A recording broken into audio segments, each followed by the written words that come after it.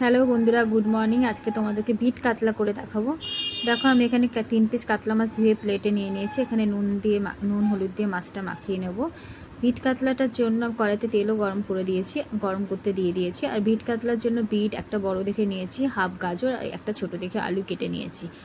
পেঁয়াজ একটা কুচিয়ে নিয়েছি, একটা টমেটো কুচিয়ে নিয়েছি। কড়া তেল গরম হয়ে গেছে, মাছগুলো আমি ছেড়ে দিচ্ছি। মাছটা প্রথমে ভেজে নেব। তারপর বিট কাতলার জন্য ফোড়নের জন্য সাদা জিরে দেবো তেলের মধ্যে। দেখো, মাছগুলো দিয়ে দিয়েছি। সব মাছগুলো নুন হলুদ ভালো করে মাখিয়ে নিচ্ছি। এবিট মাখিয়ে নিয়ে মাছগুলো দিয়ে দিচ্ছি। তোমরা এইভাবে বিট কাতলা বানিও।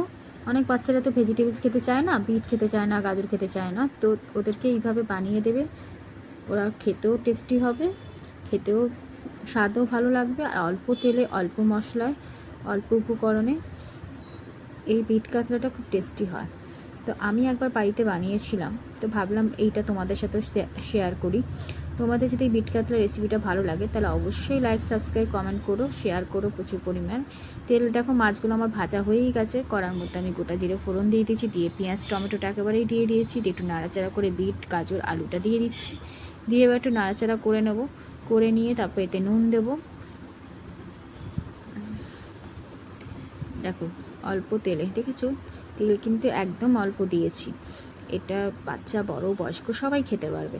নুন 1 চামচ, আর একটুখানি অল্প নুন দিলাম। দিয়ে একটু নাড়াচাড়া করে নিচ্ছি। যেহেতু আমার সবজিটা অল্প, তাই জন্য নুনটাও অল্প দিলাম পরিমাণ মতন। দেখো, একটু নাড়াচাড়া হয়ে গেছে।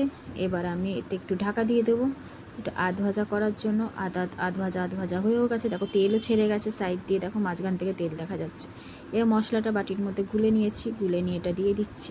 মশলাও একদম অল্প দিয়েছি। আদা রসুন বাটা 1/2 চামচ, হলুদ গুঁড়ো একটু 1/2 চামচ, ভাজা জিরে ধনে গুঁড়ো 1/2 চামচ, আর লঙ্কা সামান্য।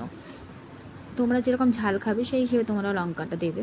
দেখো, মশলাটাও কষা হয়ে গেছে। এবার আমি এখানে জল দিয়ে দিচ্ছি। দিয়ে এবার মাছগুলো দিয়ে দেবো। মাছগুলো দিয়ে আমি ঢাকা দিয়ে দেবো, যাতে বিট গাজরটা তোমার সেদ্ধ হয়েই গেছে, যাতে মাছটাও সেদ্ধ হয়ে যায়।